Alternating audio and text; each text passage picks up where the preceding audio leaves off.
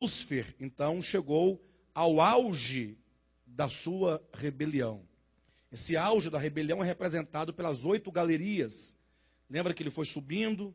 Na medida que ele subia, ele ia declarando, ensaiando o seu mote, até que ele alcança, como diz aqui na página 106, aí no segundo parágrafo, bem no meiozinho, diz assim: quanto mais alto subia, mais sua voz ia ficando forte, até que atingiu o píncaro do palácio e da ideia. Perfeito? E no finalzinho, eu quero ler esse pedacinho antes aqui. Seus ouvidos, último parágrafo 106, traídos pela sinfonia que de suas vestes ressoava, fizeram-no olhar para si. Defronte a um espelho de esmeralda, notou-se naquele dia, pela primeira vez, e atentou para a sua formosura.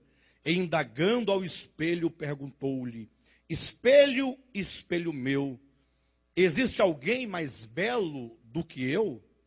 E o seu coração, depois de ter concebido, deu à luz ao pecado, que refletido no espelho lhe respondeu.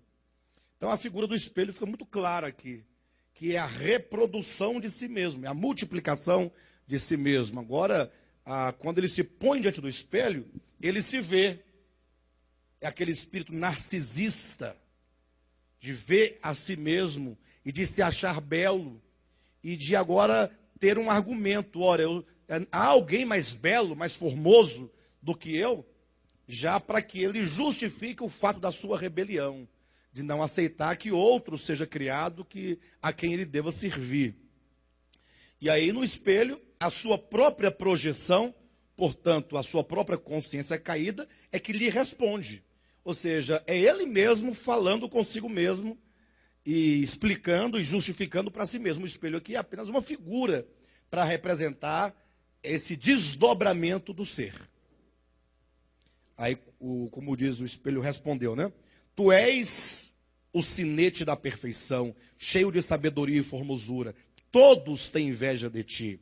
Agora levanta-te, sobe acima de todas as estrelas, estabeleça o teu trono nas extremidades do norte e serás semelhante ao Altíssimo. Não ser-lhe-ás mais submisso, nem dele precisarás. Terás o teu próprio reino, e a ti pertencerá o poder e a glória para sempre. Que é o finalzinho da oração do Pai Nosso, né?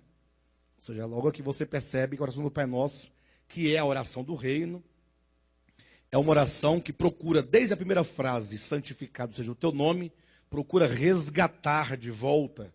Lógico, né? Se resgatar só pode ser de volta.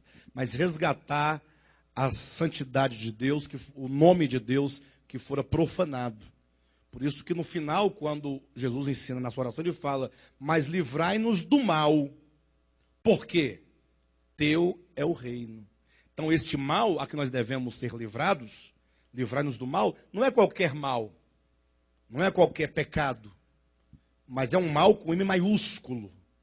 É o mal definido, que é esse espírito decaído de Lúcifer, é esse espírito de Satã, esse espírito chamado pecado, com P maiúsculo, esse espírito chamado ego.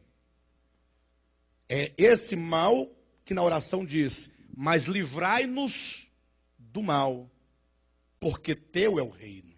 Então esse mal queria tomar o reino. Teu é o poder, porque esse mal quis tomar o poder. Tua é a glória, porque esse mal quis tomar a glória para sempre. Então essa oração do Pai Nosso é o homem dizendo: Senhor, eu preciso estar completamente em unidade com a mente divina, com os propósitos divinos. Essa oração é uma oração de salvação. Orar o Pai Nosso não é uma mera reza de ficar repetindo e reproduzindo qualquer coisa decorada, mas é ter uma consciência de todos os fatores cósmicos que atingiram o homem na sua queda, e que atingiram o diabo, o Lúcifer, no início da sua queda. Então é uma oração de resgate, de restauração, de salvação, de uma condição caída para uma condição de salvação. Por isso o capítulo 16. Satã, o pecado e o ego. E aqui eu preciso que vocês fiquem bastante atentos, porque é extremamente importante esse capítulo. 16, Satã, o pecado e o ego. Eu quero que os irmãos percebam o que é Satã. Aqui a gente fala Satanás, né? Mas no hebraico se fala Satã. O pecado, P maiúsculo, e o ego. Perfeito? Vamos à leitura então? Vamos lá.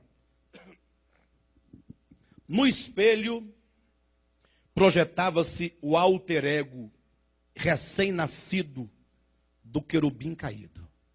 Alter ego significa outro ego. Isso levando em conta que o ser, por ser pessoal, ele tem um ego. O ego enquanto o eu que me faz indivíduo, que me separa do tu. Então isso é mais do que natural. O eu e o tu é natural. Agora o ego aqui, que é o alter ego, que é aquilo que é condenado pela Escritura, ou por Deus, é esse outro eu que agora procurará me governar a partir do espírito de rebelião.